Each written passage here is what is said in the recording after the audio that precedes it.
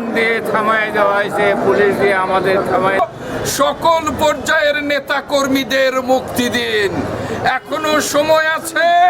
বিরোধী দলের সাথে সংলাপ করে নির্বাচনকালীন সরকারের কাছে ক্ষমতা হস্তান্তর করে নির্দলীয়, নিরপেক্ষ, অবাধ এবং নিরপেক্ষ নির্বাচনের ব্যবস্থা করুন।